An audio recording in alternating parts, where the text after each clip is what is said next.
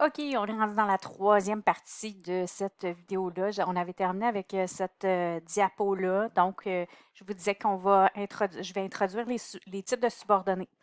Avant de me lancer là-dedans, on se souvient du VPVS. C'est quoi un VPVS? Essaie de te remémorer ça. Un VP, c'est un verbe principal. J'ai besoin d'un VP pour que ma phrase soit syntaxique, qu'elle soit bien construite. Un VS, c'est un verbe subordonnant, c'est-à-dire qu'il est accompagné d'un subordonnat et il est relié à la phrase matrice. Donc, un VS tout seul dans une phrase, ça ne peut pas fonctionner. On se rappelle aussi qu'un verbe, c'est une idée. Même si j'ai un VS et un VP, ben les deux verbes conjugués amènent chacun une idée. C'est ce qui fait que si j'ai beaucoup de verbes, ça va être compliqué. Pour que le message soit clair, il faut limiter le nombre de verbes conjugués par phrase, sinon ça devient vraiment complexe. Pour la personne qui écrit, ça peut être clair. Pour la personne qui lit, ça ne l'est pas tout le temps. Je vous donne un exemple. Donc, voici une phrase matrice qui contient plus d'une phrase subordonnée. Donc, c'est une phrase à risque. Donc, elle risque d'être mal construite, elle risque d'être incompréhensible, elle risque d'être incohérente ou de contenir des erreurs de syntaxe et de ponctuation. On ne veut pas ça, on veut se simplifier la vie. Donc, des phrases plus courtes, malgré ce que certains pensent. Il y en a qui pensent qu'une phrase courte, c'est une phrase plate. Une phrase courte, ça montre qu'ils ne sont pas bons. C'est pas vrai.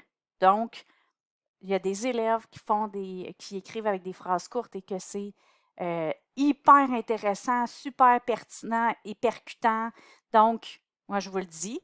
Et c'est pour ça, d'ailleurs, que quand on a des élèves immigrants qui commencent à écrire et qui se rendent en cinquième secondaire à l'examen du ministère et qui font des phrases simples, s'en sortent beaucoup mieux, font beaucoup moins d'erreurs.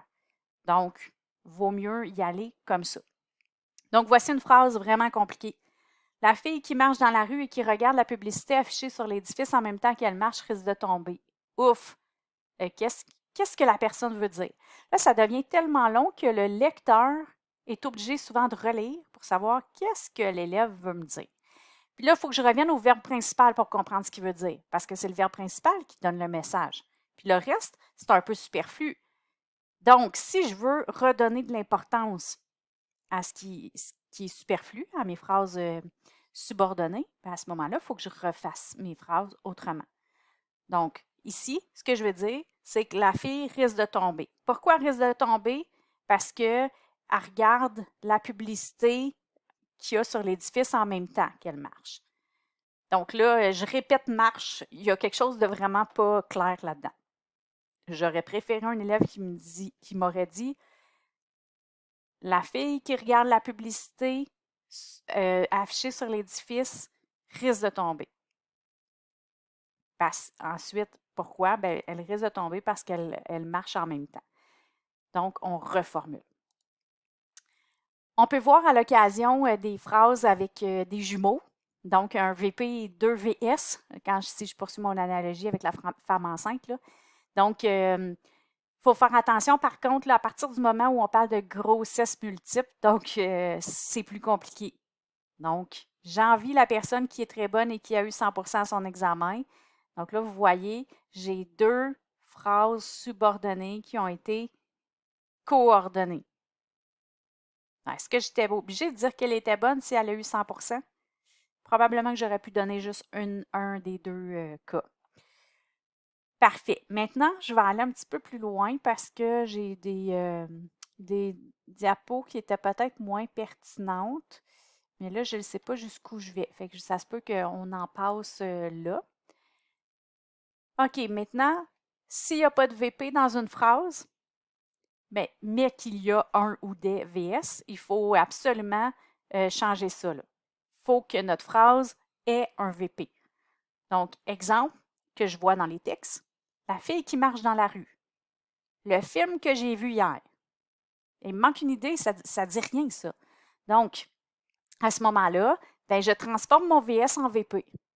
Je peux enlever mon subordonnat peut-être. La fille marche dans la rue, ici, ça se dirait super bien. Donc, maintenant, je dois absolument enlever mon subordonnat ou lui ajouter un VP. Donc, la fille qui marche dans la rue est très belle. J'aurais pu dire ça. Je vais poursuivre.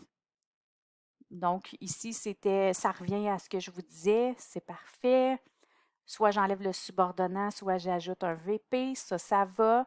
Donc, VPVS. OK. Maintenant, est-ce qu'on est capable de reconnaître nos VP et nos VS? Donc, avant d'aller dans toutes nos subordonnées, je pense qu'on va, contrairement à ce que je vous avais dit, c'est qu'on s'en irait tout de suite dans les 3 types de subordonnées. Je pense que je vais laisser faire pour aujourd'hui. On a 6 minutes d'écoute de fait. Donc là, analysez-moi donc ces phrases-là. Allez me repérer les verbes conjugués. Dites-moi s'il s'agit de VP ou de VS. Et si c'est un VS, encerclez-moi le subordonnat.